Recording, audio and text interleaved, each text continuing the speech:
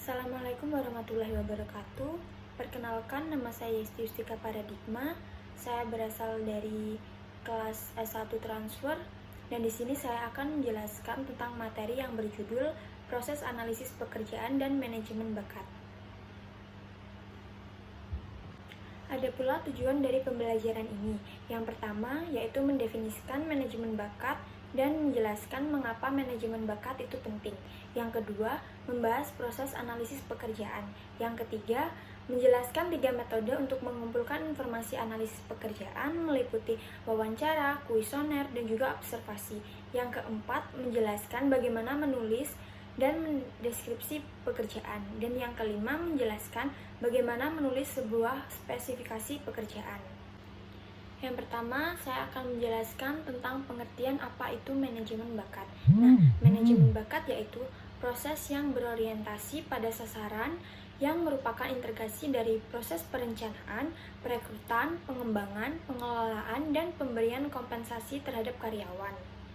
Nah, pentingnya manajemen bakat ini yang pertama, manajer bisa dapat mengelola sumber daya untuk mendapatkan, memperbaiki, dan mempertahankan karyawan yang terbaik di antaranya. Yang kedua, manajer dapat menemukan karyawan dengan kualitas karyawan kunci untuk suksesi manajemen di masa yang akan datang atau bibit-bibit unggul yang akan menjadi pemimpin di kemudian hari. Nah, untuk menentukan manajemen bakat, hal pertama yang harus kita ketahui yaitu pentingnya tentang analisis pekerjaan.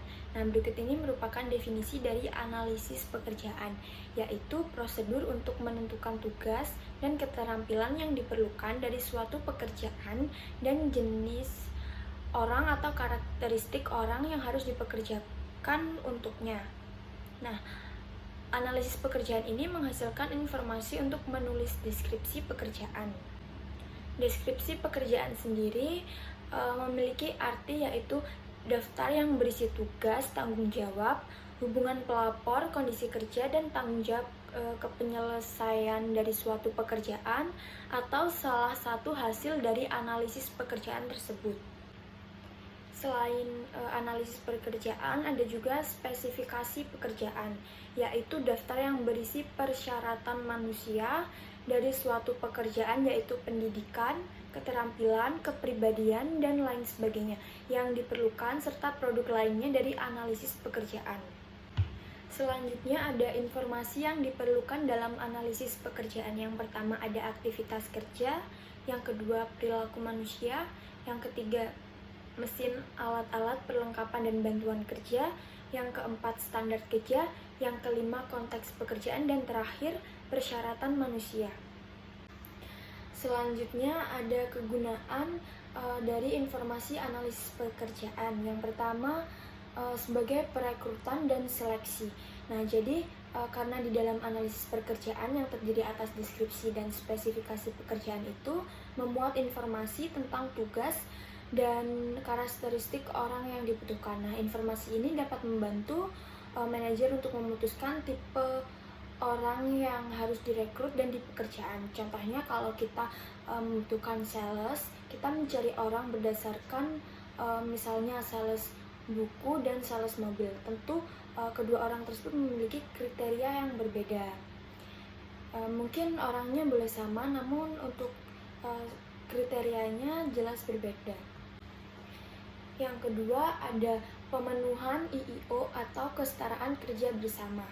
Di kebanyakan perusahaan di negara maju, mereka mewajibkan ada persentase orang yang disabilitas untuk bekerja di perusahaan tersebut. Untuk itu analisis pekerjaan yang tertuang dalam deskripsi pekerjaan dan spesifikasi itu harus ada. Misalnya guru IPA, apakah kita bisa mempekerjakan orang yang memiliki riwayat penyakit buta warna? Tentu saja tidak, karena sebagai guru MIPA tentunya kita harus memiliki penglihatan dan juga tidak buta warna, karena nantinya kita akan mengajar dan meneliti berbagai proyek untuk kita berikan kepada siswa kita.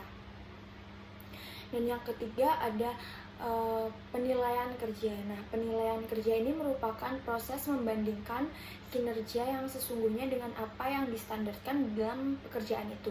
Jadi misal contohnya seorang sales harus menjual 100 unit barang dalam 1 bulan. Nah, jika sales tersebut berhasil menjual barang jumlah 100, berarti dia memiliki penilaian kerja yang bagus. Selanjutnya yang keempat ada kompensasi. Nah, kompensasi ini diberikan berdasarkan keterampilan dan pencapaian karyawan. Dengan adanya analisis pekerjaan, manajer sangat terbantu dengan informasi yang dibutuhkan seperti keterampilan tentang pekerjaan yang sudah tercantum, sehingga manajer dapat memberikan gaji serta kompensasi sesuai dengan apa yang mereka kerjakan. Dan yang kelima yaitu pelatihan. Nah, dalam definisi pekerjaan terdapat tugas dan keterampilan, sehingga manajer dapat mengetahui pelatihan apa nih yang cocok untuk diberikan kepada karyawannya. Selanjutnya, melakukan analisis pekerjaan. Nah, terdapat 6 langkah dalam melakukan analisis pekerjaan terhadap suatu pekerjaan. Yang pertama yaitu memutuskan bagaimana Anda akan menggunakan informasi tersebut untuk kompensasi atau mengisi posisi yang kosong. Nah, yang kedua yaitu meninjau informasi latar belakang yang relevan seperti bagian organisasi dan bagian proses. Nah, dalam mencari pekerjaan yang kita pilih untuk analisis seperti siapa yang akan menjadi atasan, bawahan, pekerjaan apa yang dilakukan, dan seperti apa pekerjaan itu, kita mesti mencari informasi yang relevan. Yang ketiga yaitu memilih posisi yang representatif. Nah, jadi maksudnya yaitu untuk mewakili saat melakukan analisis jabatan. Nah, dalam suatu perusahaan pasti terdapat berbagai jenis jabatan. Nah, itu kita bisa mengambil salah satu jabatan yang menjadi kata kunci, sehingga untuk jabatan yang lainnya itu bisa mengimbangi atau mengikutinya. Nah, yang keempat yaitu menganalisis pekerjaan secara nyata. Jadi maksudnya yaitu seperti yang di atas ya, kita melakukan analisis secara nyata. Jadi kita mencari posisi mana sih yang paling unggul, yang menjadi kata kunci dari berbagai jabatan yang bisa kita jadikan salah satu contohnya, sehingga untuk posisi lain bisa mengikuti atau mengimbangi. Nah, yang kelima yaitu memverifikasi informasi analisis pekerjaan dengan supervisor. Nah, setelah kita melakukan analisis, tidak mungkin kita langsung menyatakan bahwa analisis ini benar faktanya, karena tentu saja kita memiliki seorang atasan yang harus kita hormati. Jadi dalam melakukan prosedurnya, kita harus memberikan informasi pada atasan kita, atau kita melakukan konfirmasi apakah analisis yang kita lakukan sudah benar atau tidak. Nah, yang kelima yaitu mengembangkan deskripsi pekerjaan dan spesifikasi pekerjaan. Jadi setelah atasan mengkonfirmasi bahwa analisis yang kita lakukan, kita bisa melangkah ke langkah terakhir yaitu mengembangkan deskripsi pekerjaan dan juga spesifikasi pekerjaan. Selanjutnya ada metode untuk mengumpulkan informasi analisis pekerjaan. Nah, alangkah lebih baiknya jika kita memakai minimal 3 metode untuk mengumpulkan informasi. Apa saja sih metode-metode yang kita butuhkan? Yang pertama ada wawancara, yaitu dengan cara kita melakukan atau berinteraksi dengan pelamar. Nah, jadi kita bisa bertanya secara langsung kepada pelamar mengenai biodata atau pekerjaan apa yang dia inginkan, kemudian apa saja kontribusi yang akan dia lakukan ketika kita sudah menerima dia untuk menjadi karyawan di perusahaan kita. Yang kedua ada kuesioner. Nah, kuesioner merupakan cara yang dilakukan jika jumlah pelamar pekerjaan melebihi kapasitas. Misalnya jumlah pelamar ada 200 orang. Tidak mungkin kita melakukan wawancara karena 200 pelamar itu merupakan jumlah yang cukup besar, dan hal itu sangat membuang-buang waktu. Jadi kita bisa melakukan wawancara melalui menyebar kuesioner.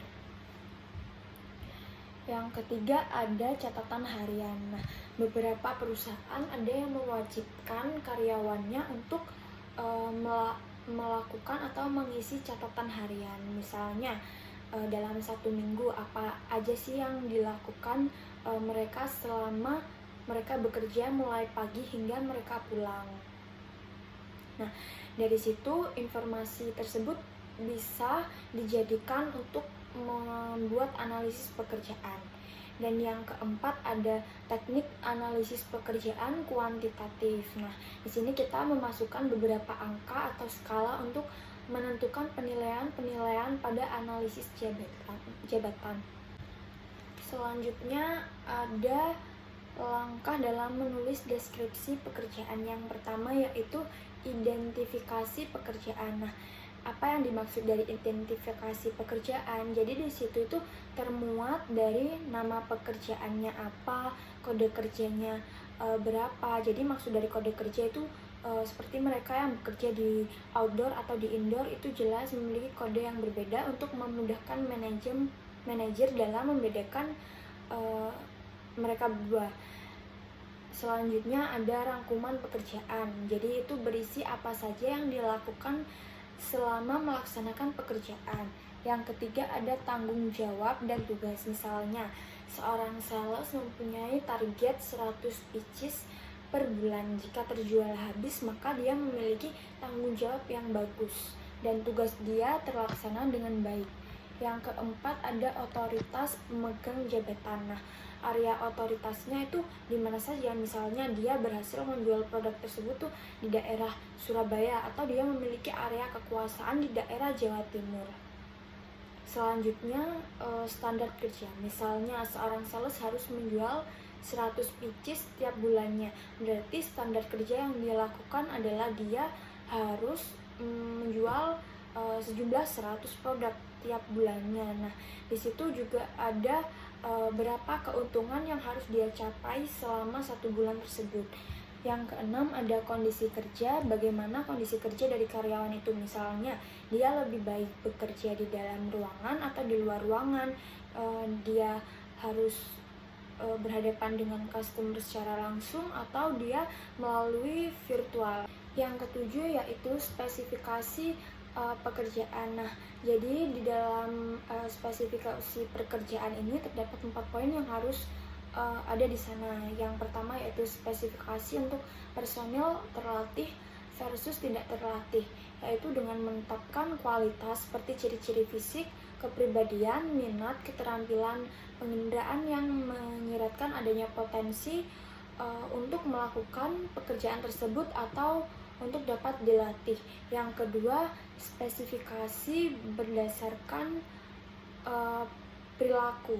Nah, membutuhkan perilaku ketelitian, fleksibel, dan kesabaran. Jadi misalnya seperti kita manajer dalam mencari seorang karyawan itu kita harus menuliskan kita membutuhkan orang yang memiliki ketelitian, kefleksibelan, atau kesabaran.